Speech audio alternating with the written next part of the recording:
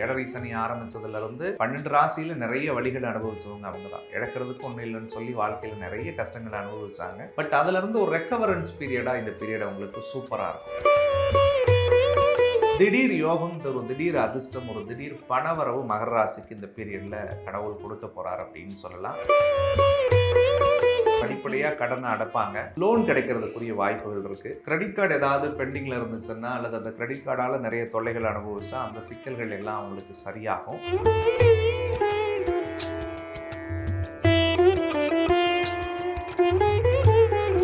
மகர ராசி என்பர்கள்.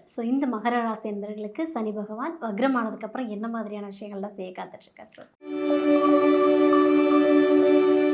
மகர ராசிக்காரர்களை பொறுத்த வரைக்கும் வக்ர சனி அவங்களுக்கு கண்டிப்பா நிறைய நல்ல விஷயங்களை செய்யும். குறிப்பா ராசிநாதன் ராசிக்கு 2ஆம் அதிபதி வக்ரம் அடைகிறாங்கன்னு சொல்லலாம். சனி 3வது இடத்துல மறைஞ்சு இருக்கிறதுனால கெட்டவன் கெட்டிடில் கிட்டிடும் ராஜயோகம்னு சொல்லி ஒரு பழமொழி இருக்கு. சனி பகவான் கெடுபலன்களை செய்யக்கூடியவர். மகர ராசிக்கு பல விஷயங்களை நிறைய ஆழமா பேசி இருப்போம். இந்த ஏழரை சனி ஆரம்பிச்சதுல இருந்து 12 ராசியில நிறைய வழிகளை அனுபவிச்சவங்க அவங்க தான். இழக்கிறதுக்கு ஒன்றும் இல்லைன்னு சொல்லி வாழ்க்கையில நிறைய கஷ்டங்களை அனுபவிச்சாங்க.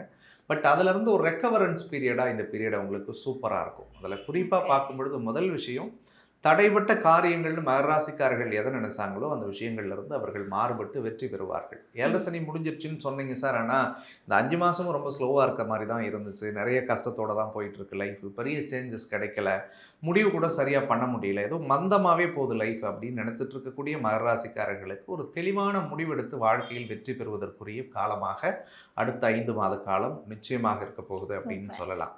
அதுல குறிப்பா அவங்க எதெல்லாம் நினைக்கிறாங்களோ அந்த விஷயங்கள் நடக்கும். நேத்திக்கு தொடங்கணும்னு நினைச்சிட்டு இருந்த காரியத்தெல்லாம் கண்டிப்பாக தொடங்கியே தீர்வார்கள். அப்படிப்பட்ட ஒரு அனுகூலம் உண்டு. திடீர் யோகம் தரும், திடீர் அதிர்ஷ்டம், ஒரு திடீர் பணவரவு மகர ராசிக்கு இந்த பீரியட்ல கடவுள் கொடுக்க போறார் அப்படின்னு சொல்லலாம். இழந்த குடும்பத்தையும் சிதைந்த குடும்பத்தையும் ஒருங்கிணைக்கக்கூடிய ஆற்றலை சனியினுடைய வக்கரம் கடவுள் இவங்களுக்கு கொடுக்க போறார். நிறைய மகர ராசி ஏழரை சனியில குடும்பத்தை தொலைச்சாங்க.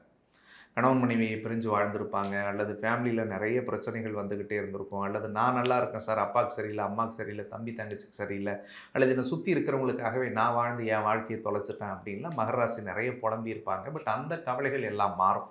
அவங்களுக்கான வாழ்க்கையை தொடங்குவதற்குரிய ஒரு அடித்தளத்தை கடவுள் ஏற்படுத்தி கொடுப்பார். அடுத்த 5 வருட காலம் நீ எப்படி வாழணுன்றதை 5 மாதம் கற்றுக் கொடுக்க போகுதுன்னு நான் சொல்லுவேன். அதே மாதிரி ரொம்ப முக்கியமாக மகர ராசிக்காரர்களுக்கு ஒரு நிலையான வீடு அமையல சார், ஒரு வீடு கட்டணும்னு நினைக்கிறேன், வீடு வாங்கணும்னு நினைக்கிறேன் அப்படின்னு நினைக்கிறவங்களுடைய கனவுகள் இந்த காலத்தில் கண்டிப்பாக வெற்றி அடையும். தொழில் தொடங்கணும் ரொம்ப நாளாக நினச்சிக்கிட்டு இருக்கேன், எனக்கு திறமை இருக்குது, காசு இருக்குது, பணம் இருக்குது, ஐடியாஸ் வச்சுருக்கேன், ஆனாலும் தொழில் தொடங்க முடியல, ஒரு கம்பெனியை கூட ரெஜிஸ்டர் பண்ண முடியல, அல்லது பண்ணால் கூட ஒரு 2 எம்ப்ளாயி வச்சு என்னால் வேலை வாங்க முடியல அப்படின்னு நினச்சிட்டு இருந்த மகர ராசிக்கெல்லாம் உங்களால் 10 பிரான்ச் போட்டு நீங்கள் ஸ்டார்ட் பண்ணுற அளவுக்கான ஒரு பொட்டன்ஷியலை அடுத்த 5 மாதம் இவர்களுக்கு கொடுக்க போகிறதுன்னு சொல்லலாம். உண்மையை சொல்லணும்னா மகர ராசிக்கு அவங்க உடம்புக்குள்ளே மனசுக்குள்ளே என்ன திறமை இருக்குன்றதை வெளியே கொண்டு வர்றதுக்காகவே சனி வக்கரத்துலேருந்து கொஞ்சம் ஓய்வு கொடுத்து அவங்கள டியூன் பண்ண போகிறார் அப்படின்னே சொல்லணும். குறிப்பாக திருமண வயசில் இருக்கக்கூடிய மகர ராசிக்காரர்களுக்கு கல்யாணம் நடக்கும். காதலர்களுடைய பல பேருடைய கனவுகள் எல்லாம் பேரண்ட்ஸோட சம்மதத்தோட இந்த வருஷத்தில் கல்யாணம் கூடி வரும். டிவோர்ஸ் வரைக்கும் போயிடுச்சு சார் அப்படின்றவங்களாம் கூட விவாகரத்தே வேணான்னு திரும்ப சேரக்கூடிய வாய்ப்புகள் இருக்கு. மறுமணத்தை எதிர்பார்த்து காத்திருக்கக்கூடியவர்களுக்கு கண்டிப்பா நல்ல வரன் அமையக்கூடிய சூழலை கடவுள் ஏற்படுத்துவார். மகர ராசி இந்த ஏழரை சனியில பட்ட கஷ்டத்துக்கும் வாங்கின கடனுக்கெல்லாம் இந்த 5 மாசத்துல தீர்வு கிடைக்கும். ஆண்டவன் புண்ணியத்துல படிப்படியா கடனை அடைப்பாங்க, லோன் கிடைக்கிறதுக்குரிய வாய்ப்புகள் இருக்குது. கிரெடிட் கார்டு ஏதாவது பெண்டிங்கில் இருந்துச்சுன்னா அல்லது அந்த கிரெடிட் கார்டால் நிறைய தொல்லைகள் அனுபவிச்சா அந்த சிக்கல்கள் எல்லாம் அவங்களுக்கு சரியாகும். அதே மாதிரி நிறைய போட்டி பொறாமை எதிர்ப்புகள் மகர ராசிக்கு இருந்துக்கிட்டே இருந்தது. கடந்த காலத்துலலாம் செய்யாத தப்புக்கு தண்டனை அனுபவிச்சிருப்பாங்க, பண்ணாத பாவத்துக்கு அவங்க படி ஏற்றுக்கிட்டு இருந்திருப்பாங்க, யாருக்கோ வாங்கி கொடுத்த கடனுக்கு இவங்க வட்டி கட்டிட்டு வந்திருப்பாங்க. அந்த கஷ்டங்கள் எல்லாமே மாறும். நேத்திக்கு இவங்க வெறுத்தவங்கெல்லாம் கூட இனிமேல் இவங்களை விரும்பி சேரக்கூடிய நிலை கடவுள் அருளோடு கிடைக்கக்கூடியதாக இருக்கும். கோர்ட்டு கேஸ் வம்பு வழக்குகள் ஏதாவது நிலுவையில் இருந்துச்சுன்னா இவங்களுக்கு சாதக பலன்கள் கிடைக்கக்கூடிய வாய்ப்பு உண்டு. பணம் கேட்டாங்களே நம்பி கொடுத்தேன் சார், எனக்கு திருப்பியே கொடுக்கல, அவங்க என்னை ஏமாத்திட்டாங்க அப்படின்னு நினைச்சா கொடுத்திருக்கக்கூடிய கடன்கள் திரும்ப வரக்கூடிய நிலையை ஏற்படுத்தும். தந்தையினுடைய உடல்நலத்தில் இருந்து வந்த கோளாறுகள் சரியாகும். அப்பா வழியில் ஏதாவது சொத்து பத்து வரணும்னா மகர ராசிக்கு கண்டிப்பாக 100% வந்தே தீரும். ரொம்ப முக்கியமாக இந்த 5 மாத காலத்தில் மகர ராசிக்கு ஒரு பட்டமும் பதவியும் பொறுப்பும் புகழையும் கடவுள் ஏற்படுத்தி தருவார். வேலையே இல்லை நினைச்சவங்களுக்கு வேலை கிடைக்கும். ப்ரமோஷன் ட்ரான்ஸ்ஃபர் வேணும்னு நினைக்கிறவங்களுக்கு கண்டிப்பாக அந்த ட்ரான்ஸ்ஃபர் ப்ரமோஷன் கிடைக்கிறதுக்குரிய வாய்ப்புகள் இருக்குது. வெளிநாடு, வெளியூர், வெளிமாநிலத்துக்கு போய் வேலை பார்க்கணும்னு நினைக்கிறாங்கன்னா கண்டிப்பாக அதுக்குரிய வாய்ப்புகள் அவங்களுக்கு அமையும். பிஆர் ரிலேட்டடான இஷ்யூஸ் இருந்துச்சுன்னா அது அவங்களுக்கு சக்ஸஸ் ஆகி பிஆர் கிடைக்கும். அதே மாதிரி விசாவில் ஏதாவது பிரச்சனை, பாஸ்போர்ட்டில் ஏதாவது இஷ்யூ இருந்துச்சுன்னாலும் ஆண்டவனர்களோடு சரியாகும். நிறைய சுபவிரயங்களை செய்வாங்க. நல்ல காரியத்துக்கு 10 ரூபா செலவு பண்ணக்கூடிய அமைப்பு, அனுகூலங்கள் ஏற்படக்கூடியதாக இருக்கும். 7.5 வருஷத்தில் நிறைய கோயில் போனோம் சார், நிறைய சாமி கும்பிட்டோம், நிறைய பூஜை பண்ணோம், கடவுள் எங்களுக்கு பலன் தரலையோ அப்படின்னு நினைச்ச மகராசிக்காரர்களுக்கெல்லாம் உங்களுடைய பிரார்த்தனைகள் அத்தனையும் அடுத்த 5 மாத காலத்தில் நிச்சயமாக அந்த சனி வக்கரத்தில் இருக்கும் பொழுது 100 மடங்கு வெற்றியை தருவார். அதே மாதிரி அன்வான்டான எக்ஸ்பென்சஸை எல்லாத்தையும் இனிமேல் நல்ல முதலீடுகளாக செய்வாங்க. ஒரு குண்டுமணி தங்கம் எடுக்கிறதுல தொடங்கி, ஒரு அசட்டை நமக்கு சேர்த்து வைக்கிறதுல தொடங்கி, அல்லது குடும்பத்தை சார்ந்தவங்களுக்கு ஒரு நல்ல விஷயத்தை தொடங்குறதுல இருந்து கடவுளுடைய அருளோடு அவர்களுக்கு எல்லாமே மாறும். ஸோ ஒட்டு மொத்தத்தில் மகர ராசிக்கு இந்த வக்கர சனி நல்லது தான் செய்ய போகிறாரு. அதுவும் 3வது இடத்துல ஒரு வக்கரம் அடைகிறதுனால முயற்சிகள் கைகூடக்கூடியதாக இருக்கும். எடுக்கக்கூடிய காரியங்களில் மிகப்பெரிய வெற்றியை அடையக்கூடிய அடிப்படையில் அவர்கள் இருப்பார். சூப்பர். அதாவது 7.5 சனியில் வாங்கின அடி மொத்தமாக இந்த சனி வக்ரமாகிற டைமில் 100 மடங்கு கொடுக்க போகிறார் அப்படின்னு ரொம்ப அழகாக அற்புதமாக சொல்லிட்டீங்க.